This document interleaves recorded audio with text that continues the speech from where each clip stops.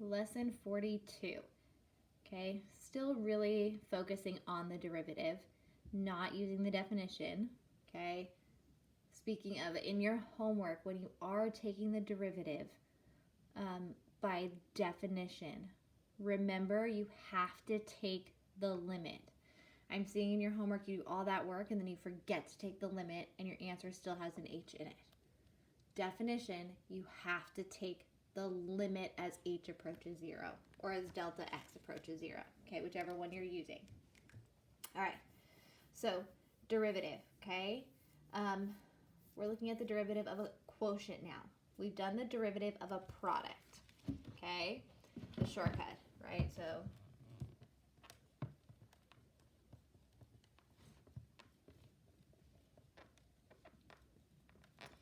we said we're going to say it's like we're going to use u and v, right? So if we have u times v, then the derivative of the product, okay, is going to be the first, is the product, let's try this again. It's the first times the derivative of the second plus the second times the derivative of the first. They say first d second plus second d first.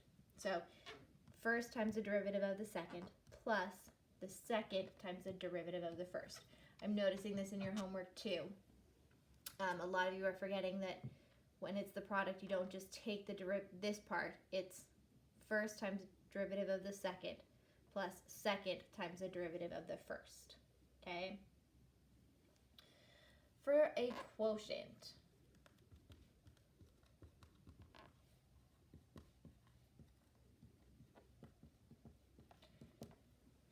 it's slightly more complicated, okay? And it's saying that, so if I have u over v, okay, then the derivative of the quotient, it equals the denominator times the derivative of the numerator minus the numerator times the derivative of the denominator, all divided by the square of the denominator. Okay, so it's the denominator times the derivative of the numerator. Quotient usually tells us subtract, so minus the numerator times the derivative of the denominator, all divided by the denominator squared. Okay, so v du minus u dv divided by v squared. Okay, they like to try to give you shortcuts, so if they help, great. If not, it's not a big deal. Not shortcuts, ways to remember. So what they say is low d high minus high d low over the square of what's below. Low means denominator, high means numerator. If it helps, use it. If not, it's just denominator, derivative of the numerator, minus numerator times derivative of denominator, all over the denominator squared. Okay? So, whichever way is best and easiest for you to remember. Okay, so we're going to say let y equal the sine of x divided by e to the x minus x. Okay?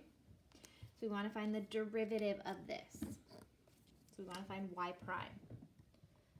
So then that's the denominator, so e to the x minus x, times the derivative of the numerator, so d sine x. I want to, hold on. Since you have those in your notes too, we're going to take up the whole little whiteboard here. Okay? So again, we're going to start with y equals the sine of x divided by e to the x minus x. We want to find y prime. okay? So the derivative. So what it tells us is y prime equals the denominator, so e to the x minus x, times the derivative of the numerator minus the denominator times the derivative of the numerator, all over the denominator squared.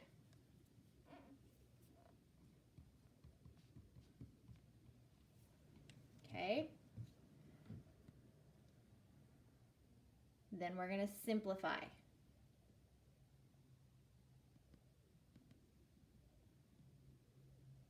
Okay? So y prime equals e to the x minus x times derivative of the sine of x is the cosine of x minus just sine x times the derivative of e to the x minus x. Okay, well this is a sum, right? It's plus negative x. So we're going to take the derivative of each part. So the derivative of e to the x is e to the x plus the derivative of negative x is minus 1. Then you divide by e to the x minus x squared. Okay? And you could probably leave it that way unless you see things that could cancel. Okay? But we're okay leaving it just like this. You can't factor anything out. These two terms don't have anything in common. Okay? So that would be your answer.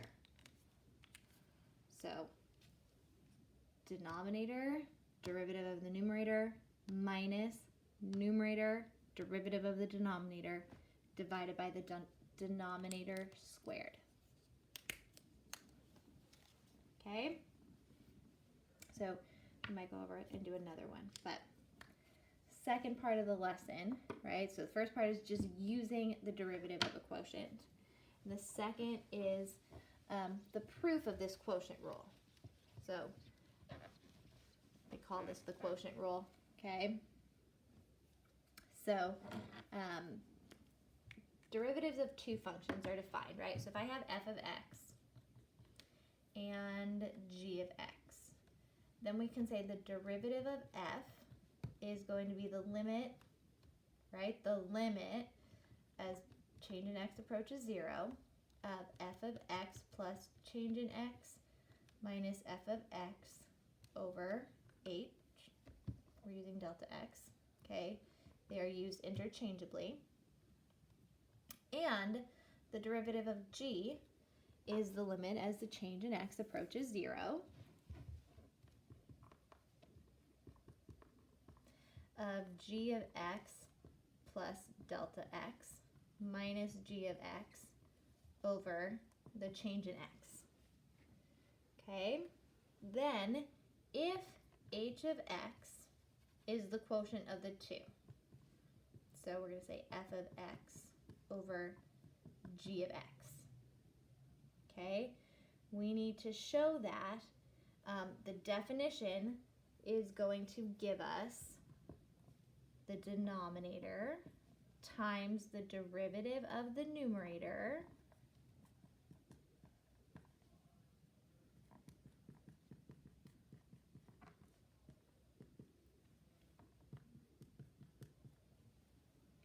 don't even have room here.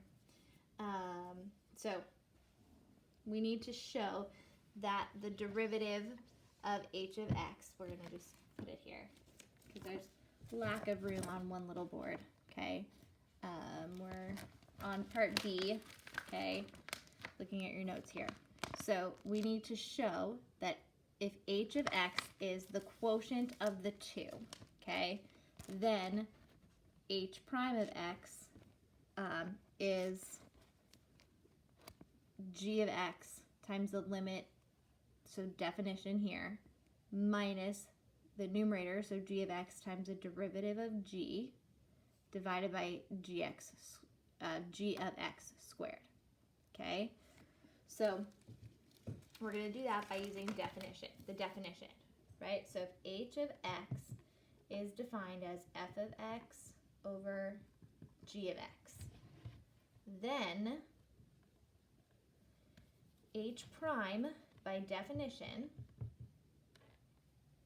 is equal to the limit as a change in x approaches 0 of h of x plus delta x minus h of x divided by delta x. Okay?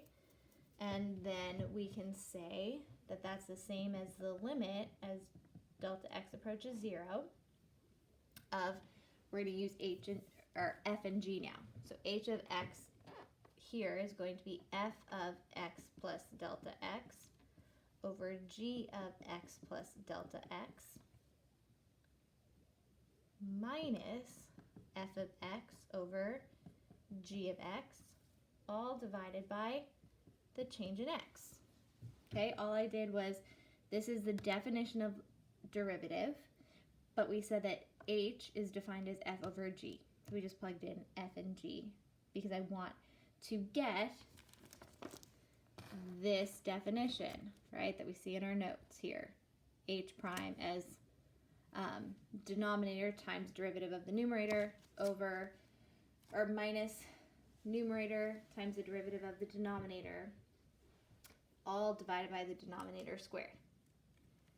Okay, so if I have this, then we're going to continue to try to simplify it. So it's a complex fraction, okay? So dividing by this really means we're multiplying by 1 over it. So we get the limit as the change in x approaches 0 of f of x plus delta x times g of x minus f of x times g of x plus delta x divided by delta x times g of x times g of x plus delta x. It's just simplifying this fraction part, okay, that we have. You're dividing by, so you're multiplying by 1 over x, this whole thing, or 1 over delta x, okay? But what happens is you're trying to combine these, so you have to multiply this by g of x and this by g of x plus delta x, and then your common denominator is g of x plus delta x, and then you're still multiplying by 1 over change in x, and that's how we get this simplifying, okay? All right, but then definition of derivative says this limit, and we have to simplify. We got to get this delta x out of there somehow, because I can't plug in 0 here, right? Because then it's divided by 0.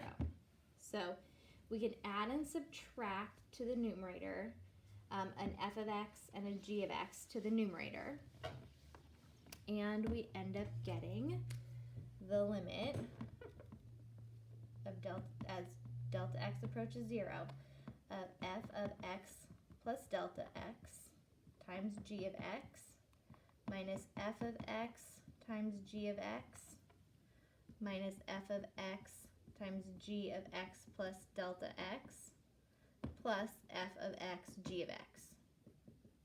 You added and subtracted the same thing, so you balanced it out. Divided by delta x times g of x times g of x plus delta x.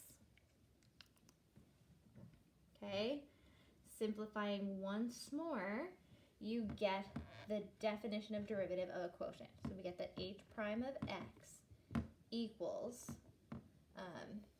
g of x times the limit as delta x approaches 0 of f of x plus delta x minus f of x over delta x minus f of x times the limit for the g of x, okay, back in your notes, all divided by g of x squared, which is your definition.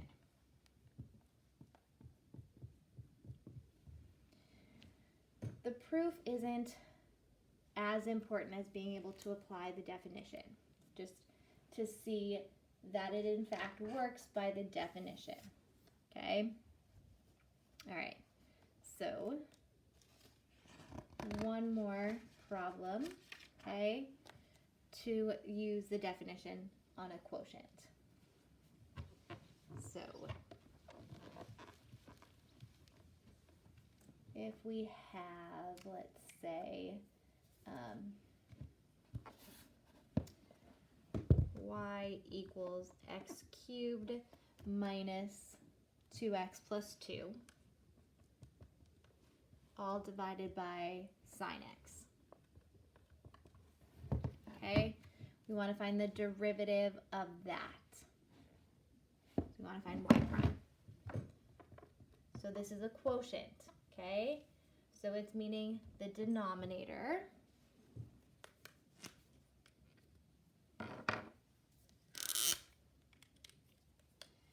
so sine of x times the derivative of the numerator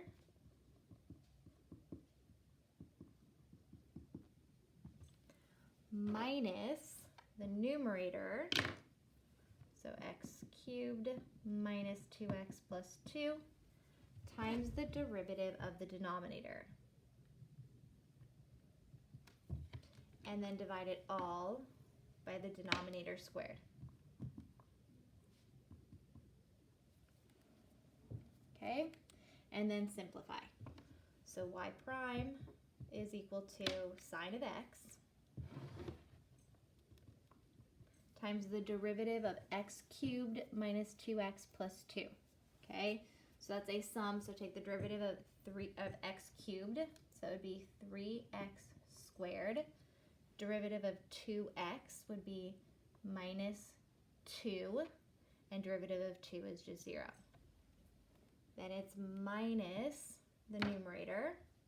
We get x cubed minus 2x plus 2 times the derivative of sine, which is cosine,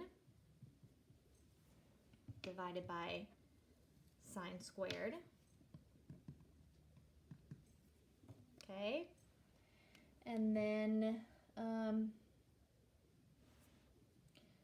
not really much you can simplify, because just distributing, you're not going to be able to cancel anything. You're not going to be able to combine like terms, so you can leave your answer just like that. Okay, and that's using the quotient property for derivatives.